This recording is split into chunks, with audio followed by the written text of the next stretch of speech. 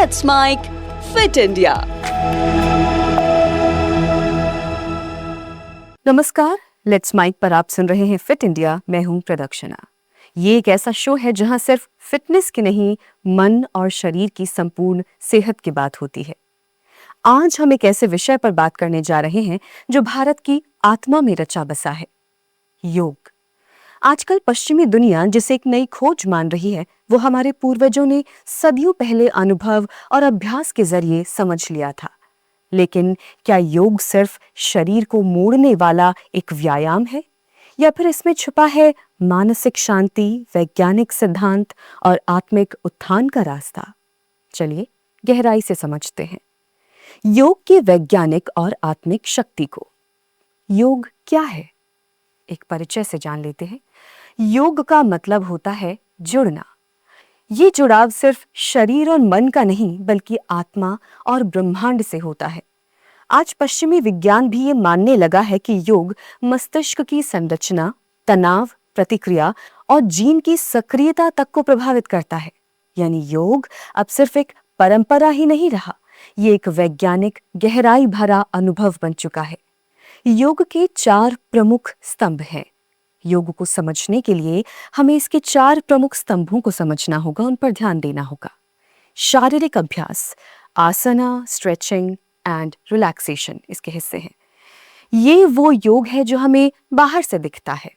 आसन होते हैं, रिलैक्सेशन होता है, शरीर की मुद्राएं होती हैं, स्ट्रेचिंग होती है।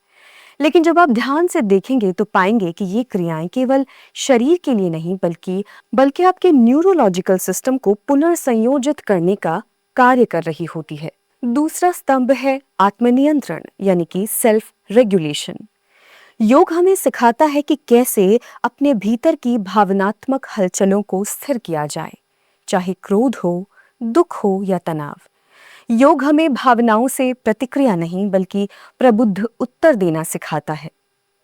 तीसरा, मन और शरीर की जागरूकता, यानी माइंड एंड बॉडी अवेयरनेस। अपने शरीर की धड़कनें सुनना, अपनी सांसों को महसूस करना, ये सब सिर्फ ध्यान नहीं, ये माइंडफुलनेस की बुनियाद है। यही जागरूकता आपके रोजमर्रा के व्यवहार को बदलती है, खाने की आदतों से लेकर रिश्तों तक को। और चौथा, आध्यात्मिक अनुभूति, स्पिरिचुअल स्टेट्स।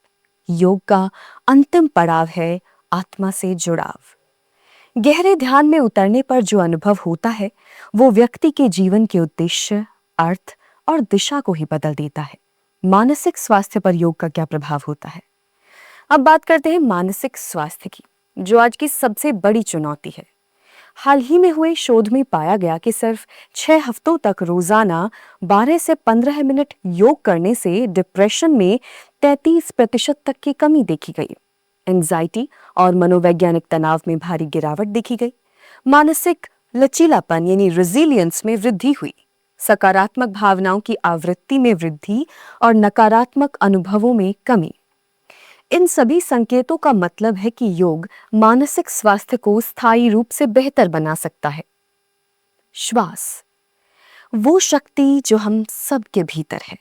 सांस जो सबसे सहज है, वही सबसे प्रभावशाली औजार भी है हमारे लिए।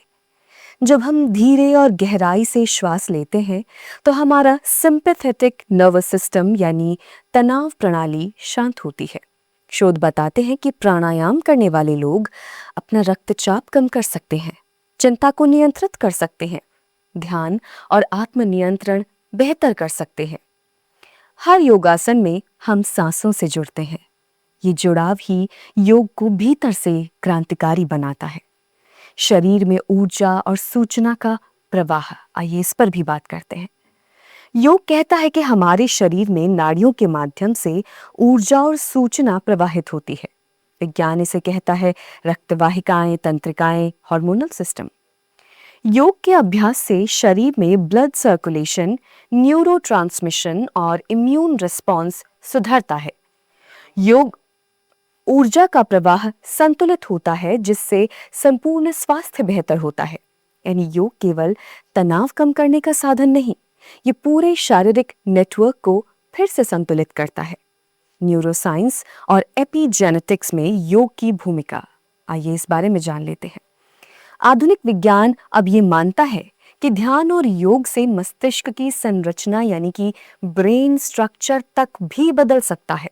न्यूरोप्लास्टिसिटी के जरिए नए न्यूरल पाथ बनते हैं, जीन की अभिव्यक्ति यानी कि जीन एक्सप्रेशन सुधरता है, प्रतिरक्षा तंत्र मजबूत होता है और सूजन घटती है, यानी शरीर में किसी तरह के आपके प्रतिरक्षा तंत्र में अगर स्वेलिंग है तो वो भी घटती है।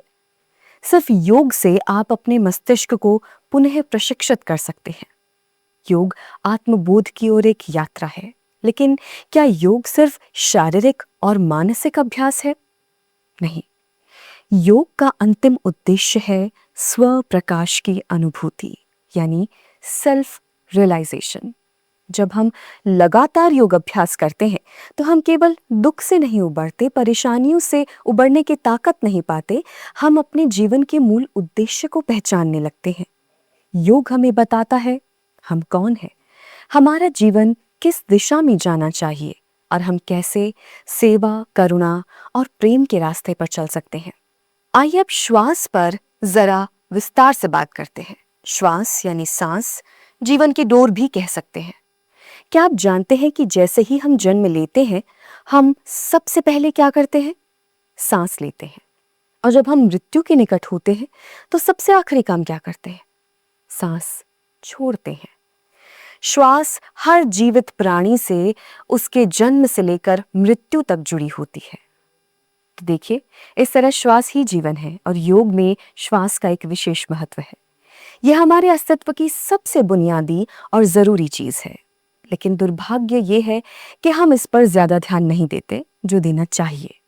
अगर हम अपनी सांसों पर थोड़ा और ध्यान देना शुरू करें तो आप इसकी शक्ति से हैरान रह जाएंगे। अब श्वास के लाभ को थोड़ा और आराम से समझ लेते हैं। जब हम सजगता यानी कॉन्शियसनेस और गहराई से श्वास लेते हैं तो इसके कई फायदे होते हैं, जैसे कि हमारी कार्य क्षमता और उत्पादकता बढ़ती है, शरीर और मन की ऊर्जा और सहन शक्ति में सुधार आता है। एक संस्कृत ग्रंथ में कहा गया है, यावद चलति श्वासोस्मिन् तावद चलति मानसम, यदा निश्चलतां याति तदा निश्चलते मनः। मतलब जैसे श्वास चलता है वैसे ही मन चलता है। जब श्वास स्थिर होता है तब मन भी स्थिर हो जाता है, और मन का विचलन यही तो हमारे आसपास सबसे बड़ी समस्या है। तो सोचिए कि सांस कितनी ताकतवर है। सांस शरीर और मन को जोड़ने वाली कड़ी है। श्वास की सबसे बड़ी शक्ति ये है कि ये हमारे शरीर और मन को जोड़ने का एक मजबूत माध्यम है। ये हमारे भावनाओं को संतुलित करता है और अचानक होने वाली प्रतिक्रियाओं को कम कर सकता है। यही माध्यम योगी उपयोग करते हैं अपने चंचल मन को काबू करने के लिए। भारतीय दर्शन में इसे प्राण भी कहा गया है। एक बेसिक ब्रीदिंग प्रैक्टिस जो आप कर सकते हैं वो मैं आपसे शेयर करना चाहूंगी। अगर आप शुरू करना चाहते हैं अपनी जर्नी योग और ध्यान की दिशा में, तो दिन भर सजग श्वास का अभ्यास करें, यानी कॉन्शियस ब्रीदिंग। दिन भर जब आप काम नहीं कर रहे हो, जब आपके पास समय हो, तो अपनी सांसों पर ध्यान दें। सांसों का आना और जाना, उस पर कॉन्शियसली ध्यान दें। जब आप सांस लें तब अपने फेफड़ों और डायफ्राम के फैलाव को महसूस करें, और जब सांस छोड़ें तो पेट के हल्के झुकाव को महसूस करें। यह अभ्यास न केवल आपकी सांस लेने की क्षमता को बेहतर बनाएगा, बल्कि आपको गहरे और चमत्कारी लाभ भी देगा अगर आप कंटिन्यू इसकी प्रैक्टिस करते हैं। सांस लेने की आसान और कुछ प्रभावी एक्सरसाइज है, वो भी हम आपसे शेयर करना चाहते हैं। पहली जिस पे बात करना चाहेंगे वो है डायफ्रामेटिक ब्रीदिंग। एब्डोमिनल ब्रीदिंग भी इसे कहते हैं। कैसे करें? एक हाथ अपनी छाती पर रखें और दूसरा अपने पेट पर। कोशिश करें कि छाती वाला हाथ ना हिले, केवल पेट से सांस लें, यानी पेट में जो उतार और चढ़ाव है वो होने लगे, छाती स्थिर रहे। सांस भरते समय पेट बाहर आए और सांस छोड़ते समय पेट अंदर चला जाए। इसे जब कभी भी वक्त मिले 10 बार दोहराएं। धीरे धीरे सांस लें, यानी ब्रीद इन करें, और धीरे धीरे सांस छोड़ें, यानी ब्रीद आउट। और हर अभ्यास के बाद 10 सेकंड आंखें बंद करके शांत ही बैठे रहें, कोई एक्टिविटी ना करें और जो बदलाव, जो एहसास आपने अभी अभी इस कॉन्शियस ब्रीदिंग के दौरान महसूस किया, उसे भीतर तक अब्जॉर्ब करने की कोशिश करें। दूसरी प्रैक्टिस जो आप कर सकते हैं वो है पर्स्ड लिप ब्रीदिंग। कैसे करें? नाक से धीरे धीरे सांस लें, होठों को सीटी की तरह गोल बनाकर धीरे धीरे सांस बाहर छोड़ें, जैसे स्ट्रॉ में आप हवा फूंकते हैं।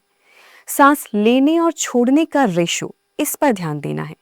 सांस लें 2 की गिनती तक, यानी सांस लेने का जो ड्यूरेशन है वो 1 और 2 इतनी गिनती तक हो, और फिर सांस जब छोड़ें तो वो 4 की गिनती तक हो, यानी सांस को धीरे धीरे और पूरी तरह ली गई सांस की गति से दुगने वक्त तक छोड़ें।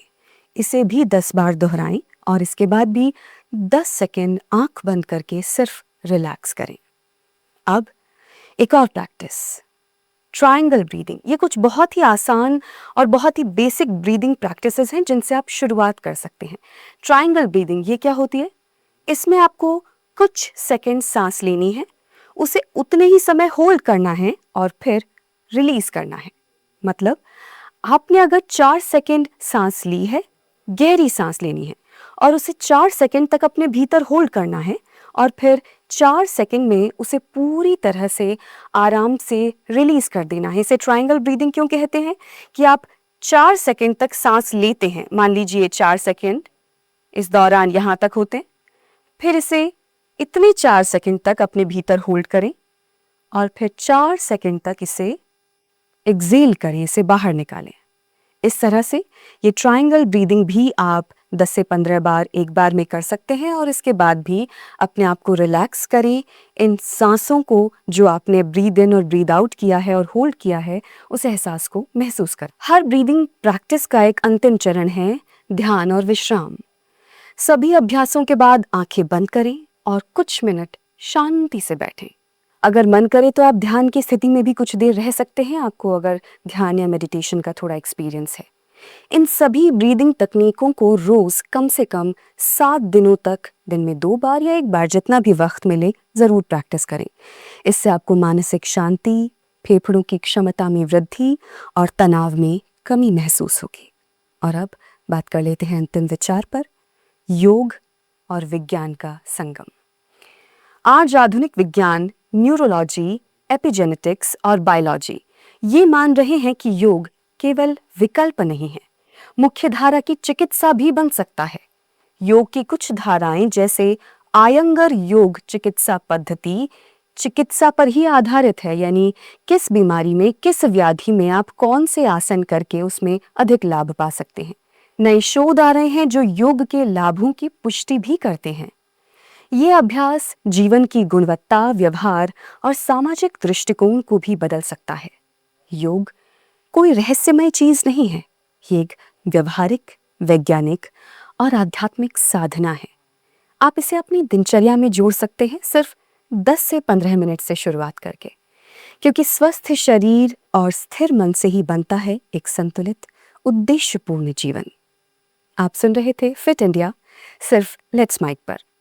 मिलते हैं अगले एपिसोड में, जहां हम बात करेंगे एक और स्वास्थ्य विषय पर, सहज और सरल भाषा में। तब तक श्वास लीजिए, मुस्कुराइए और जुड़िए अपने अंदर की ऊर्जा से। नमस्कार। आप सुन रहे थे let's mike more than radio. Follow कीजिए हमें हमारे सोशल मीडिया प्लेटफॉर्म्स पर। It's time for news. It's time for more than radio. Presenting the first radio news app, Let's Mike.